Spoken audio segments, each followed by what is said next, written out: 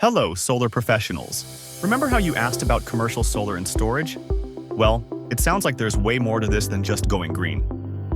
So, where do we even begin to break all this down? I mean, the potential ROI is pretty amazing. But the thing is, this industry is changing so fast right now. We're dealing with this aging grid, and then you've got all these new distributed energy resources popping up everywhere. Plus, new policies are coming out all the time, like the Inflation Reduction Act. And on top of all that, customers are really starting to demand more control over their energy. It's a totally different landscape than it was even a few years ago. So where do we even begin to break all this down? Well, it basically boils down to three things: earn, save, protect. Okay, I like that. Earn, save, protect. And that's how we're going to unlock the potential. Here, we'll start by looking at the earn part. This is where things get really interesting. Interesting how? Because we can actually make money with solar and storage. I always thought of it as more of a cost, like an investment. I know, right? But it can be both, and there are actually multiple ways to generate revenue with these systems. For example, you can actually get paid to help stabilize the grid using your battery. It's called frequency regulation. Frequency regulation. I've heard that term before, but I'm not really sure what it means. So basically, the grid needs to constantly balance supply and demand, right? And batteries can react really quickly to any fluctuations, either injecting energy or absorbing it as needed. Grid operators are willing to pay for that ability to respond quickly because it helps keep the whole system stable. So my battery could essentially become like a mini power plant selling services back to the grid. Yeah, exactly. It's a pretty big need right now, and it can be really profitable, sometimes even more profitable than something like energy arbitrage, which is what a lot of people think of first. Interesting. So besides this frequency regulation thing, what other ways can we earn money with solar and storage? Well, there are these things called capacity markets, but those are really region-specific. It's basically getting paid to be on standby, ready to provide power if the grid needs it. So it's kind of like an insurance policy for the grid. That's pretty cool. Exactly. And then there's demand response. This is where businesses get paid to reduce their energy consumption during certain critical times, like when demand on the grid is really high. So everyone wins in that scenario, right? The utility gets some relief and the business gets paid. Yeah, exactly. It's a great way to incentivize energy efficiency and grid stability at the same time. Okay. And then, of course, there's the energy arbitrage that everyone talks about. Buy low and sell high, right? Yeah. Basically, it's all about storing energy when it's cheap and then selling it back to the grid when prices are higher. Of course, how much you can actually make from that depends on a lot of factors, like the electricity rate structure in your area and how much energy you can actually store. Right? So it sounds like you really need to crunch the numbers to figure out which of these revenue streams makes the most sense for any particular project. Absolutely. Every project is different.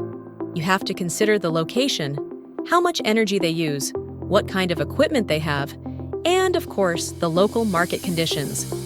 There's no one-size-fits-all approach. Gotcha. But let's talk real world for a second.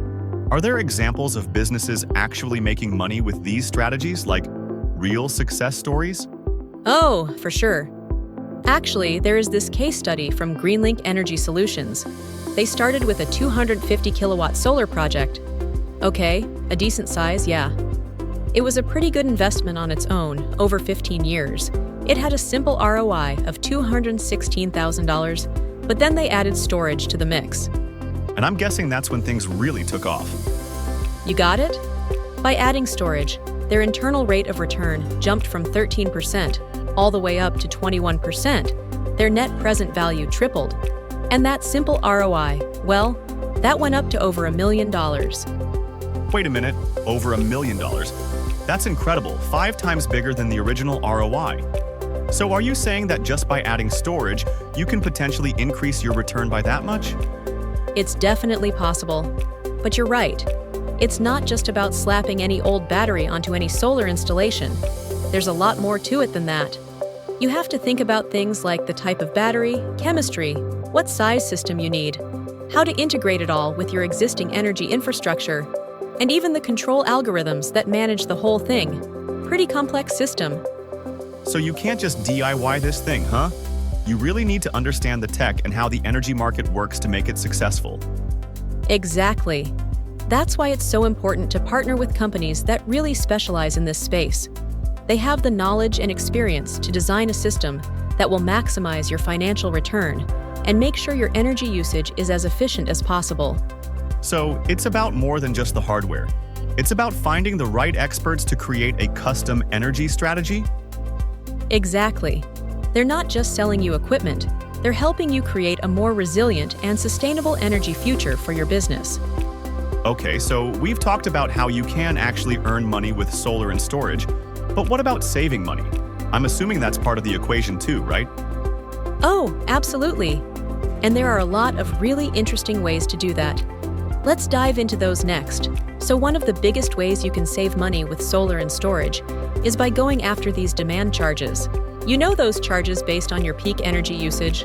Like, if you use a ton of electricity at once, you get hit with this big extra fee on your bill. Oh yeah, I've seen those. They can be brutal. Right? Well, batteries can help with that. They can smooth out those spikes in demand, so you're not using as much electricity all at once, and that can really lower your overall energy costs.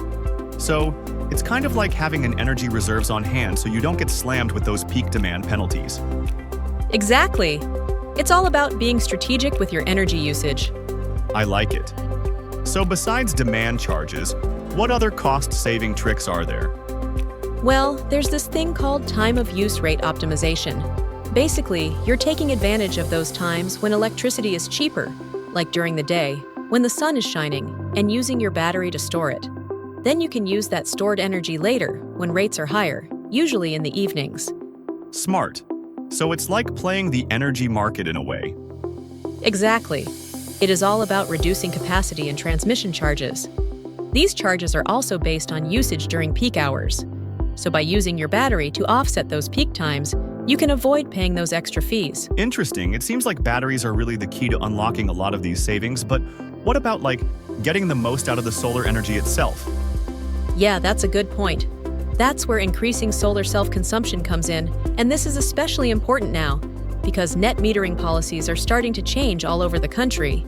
Net metering. I feel like I've heard that term before, but to be honest, I'm not totally sure I understand what it means. So basically, net metering lets you sell any excess solar energy you generate back to the grid, right? But the problem is, the rates at which utilities buy that energy are changing. They're not as good as they used to be. California's NEM 3.0 is a perfect example of this. NEM 3.0, that's their new net metering policy, right? Yep. And we're seeing similar changes happening in other states too. It's definitely a trend. So is it basically becoming less financially rewarding to send that extra solar energy back to the grid? In a lot of cases, yeah. So that means it's becoming more and more important to use as much of your solar energy as possible yourself, right there on site. And that's where batteries come in, again, because they let you store that excess solar energy and use it later, instead of sending it back to the grid for a lower rate. So you're kind of creating your own little energy ecosystem, right? Generating it, storing it, and using it all yourself. Exactly. It gives you so much more control over your energy future, especially with all these policy changes and the grid itself constantly evolving. Oh, and speaking of the future, solar and storage can also help avoid those big, expensive infrastructure upgrades that a lot of businesses have to deal with at some point. That makes sense. Yeah, upgrading an old electrical system can cost a fortune. So how do batteries help with that? Well, instead of spending all that money on upgrading your existing system, you can put that money towards a solar and storage system. It basically leapfrogs those upgrades and modernizes your whole energy approach. So it's not just about immediate cost savings. It's about making smarter investments for the long term. I like it. But again, like we were talking about before, are there actual examples of businesses using these cost-saving strategies, like proof that it actually works? Absolutely. There's this great example about a manufacturing facility in Illinois. They have a pretty big energy load, about 1.6 megawatts. So they installed a 2 megawatt battery system and a 1.75 megawatt solar array. And get this, that system is projected to save them up to $880,000 every year. Whoa, almost $1 million in savings every year? That's insane. But I have a feeling it's not as simple as just plugging in some equipment and watching the savings roll in. You're getting it. You need to understand your energy usage, how the utility rates work in your area, and you need the right system design and control algorithms to make everything run smoothly. It's about creating a comprehensive solution. So this isn't something you just figure out on your own. You really need expertise to make this work exactly. And this is where companies like Intelligent Generation come in. They can analyze your specific needs, design a custom system for you, and make sure it's all installed and working properly to give you the best possible results. They're like energy-wide strategists, not just equipment salespeople. Right. And that's a big difference. Okay, so we've covered earn and save pretty compelling reasons to consider solar and storage, right? Totally. But what about this protect pillar that seems like a whole other layer of benefits we haven't even touched on yet? Protect is all about resilience. You know, making sure your business can keep running no matter what. And that's where things get really exciting. What does that even mean when we're talking about energy? It's about making sure you've got a reliable backup power source, especially these days when the grid seems to be getting less and less reliable. You know? Right? Blackouts seem to be happening more often, and they can last longer too. So you're talking about energy independence? Yeah, like not having to rely on the grid at all. Yeah, exactly. Think about it. If you're a hospital and the power goes out, well, that's a life or death situation. Or imagine you're running a factory with a bunch of sensitive equipment. Any downtime can cost you a ton of money. So solar and storage, especially when it's set up as a microgrid, can give you that backup power you need to keep things running no matter what's happening with the grid. Okay, microgrid, is that like its own little self-contained energy system? Basically, yeah. It's a localized grid that can disconnect from the main grid and operate on its own. So your solar panels generate the electricity, the batteries store it, and the system can intelligently manage all that power to keep your most critical stuff running. Wow. So you really could be completely energy independent if you wanted to. That's pretty amazing. But what about businesses that you know can't afford to go completely off-grid? Can they still benefit from this protect idea? Yeah, definitely. Even if you're not trying to disconnect from the grid completely, solar and storage can still give you a lot of protection. For example, batteries can smooth out those voltage fluctuations that happen sometimes and prevent those little momentary power interruptions that can actually damage sensitive electronic equipment. Right, like those little blips in power can really mess things up. Yep, and those little blips can end up costing you a lot of money in repairs or lost productivity. It's basically like having a giant surge protector for your whole business. Nice. Are there any other protect benefits we should talk about? Yeah, there is this idea of future-proofing, which I think is super important.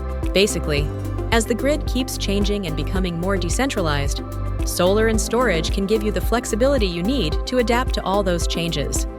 It's like you're not just solving today's problems, you're actually investing in a more resilient future for your business. Okay, so let's bring it back to real-world examples. Again, got any stories that illustrate this whole protect concept? Yeah, actually, there is this great story about G&W Electric. They make electrical equipment, and they were having all these problems with momentary outages, those little blips we were just talking about. Okay, well, those outages were costing them a fortune, sometimes up to $250,000 each time the power flickered. Wow, $250,000 every time the lights blinked. That's insane. So what did they do about it? Well, they decided to put in a microgrid system with solar panels, batteries, and this thing called a flywheel, and it totally eliminated those outages. Plus, it actually made their whole operation way more efficient. So they went from losing tons of money because of power problems to actually saving money and running things better.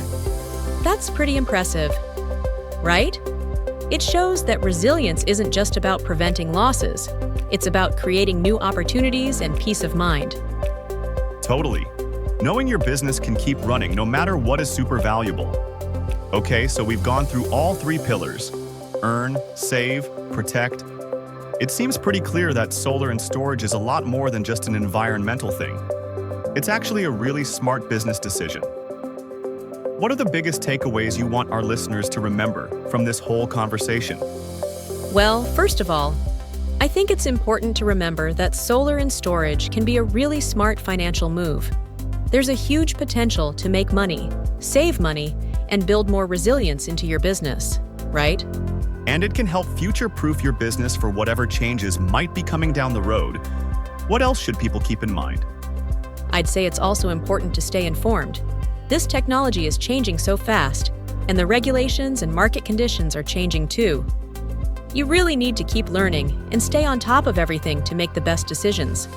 So do your research and don't be afraid to ask questions. Good advice? Anything else? Yeah. The last thing I'd say is that partnerships are key.